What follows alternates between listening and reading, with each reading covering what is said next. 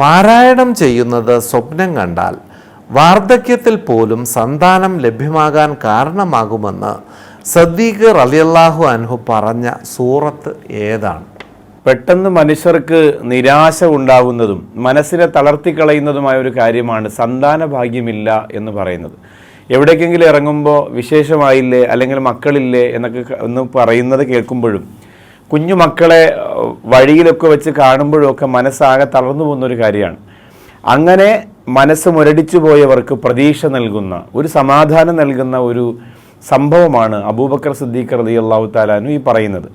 ആല ഇമ്രാൻ സൂറത്ത് പാരായണം ചെയ്യുന്നതായിട്ട് കണ്ടാൽ ശാരീരികമായി തളർന്ന് ക്ഷീണിച്ച് അവശരായവർക്ക് പോലും മക്കളുടെ വിഷയത്തിൽ ഒരു പ്രതീക്ഷയാണ് ആ സൂറത്ത് നൽകുന്നത് എന്ന് അബൂബക്കർ സിദ്ദീഖ് റളിയല്ലാഹു അൻഹു പറയുന്നത്. പക്ഷേ ഇവിടെ ഞാൻ മനസ്സിലാക്കേണ്ടത് അത് സ്വപ്നത്തിലൂടെ നമുക്ക് കാണണം. അങ്ങനെ ഒരു വലിയ സന്തോഷം ഉണ്ടാകാൻ സാധ്യതയുണ്ടെങ്കിൽ അവിടെ അള്ളാഹു ഇടപെടുകയുള്ളൂ. അപ്പോൾ അങ്ങനെ സ്വപ്നത്തിലൂടെ കാണാനുള്ള ഭാഗ്യം കിട്ടുക, അതിനുവേണ്ടി ദുആ ചെയ്യുക.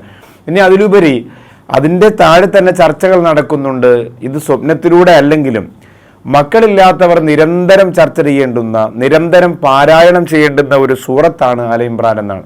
ഇപ്പോൾ ആല ഇമ്രാനിൽ നമ്മൾ മറിയം ബീവി റളിയല്ലാഹു തആല അൻഹ ഉൾപ്പെടെ ആ കുടുംബത്തിൻ്റെ വലിയ ചരിത്രം തന്നെ അതിനകത്ത് പറയുന്നുണ്ട്. അത്ഭുത ജനനങ്ങളും അത്ഭുത കുഞ്ഞുങ്ങളുടെ വളർച്ചകളും ഒക്കെ പറയുന്നുണ്ട്. അതുകൊണ്ട് തന്നെയാണ് ആ സൂറത്തിന് ഇങ്ങനെ ഒരു കൗതുകം ഒളിഞ്ഞിരിക്കാനുള്ള സാധ്യത കൂടുതൽ.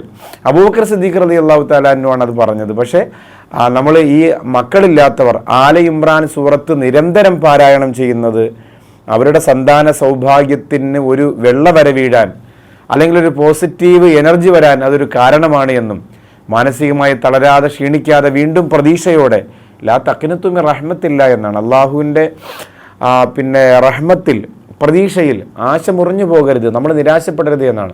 അപ്പോൾ അങ്ങനെ ഒരു ശുഭാപ്തി വിശ്വാസത്തോടുകൂടി നമുക്ക് മുന്നോട്ട് നീങ്ങാനും കഴിയുന്ന ഒരു കാര്യമാണ്. തീർച്ചയായിട്ടും മക്കളില്ലാത്തവർ ഈ പ്രോഗ്രാം കാണുന്നുണ്ടെങ്കിൽ റമദാനിൻ്റെ മജ്‌ലിസുകളിലൊക്കെയും നിങ്ങൾ ഞങ്ങളുടെ അൽബയാനിൻ്റെയും അൽജവാബിൻ്റെയും സ്ഥിരം പ്രേക്ഷകരാണ്. നിങ്ങളുടെ ദുഃഖം നമ്മുടെയും ദുഃഖമാണ്. അതുകൊണ്ട് തീർച്ചയായിട്ടും വിഷമിക്കരുത്.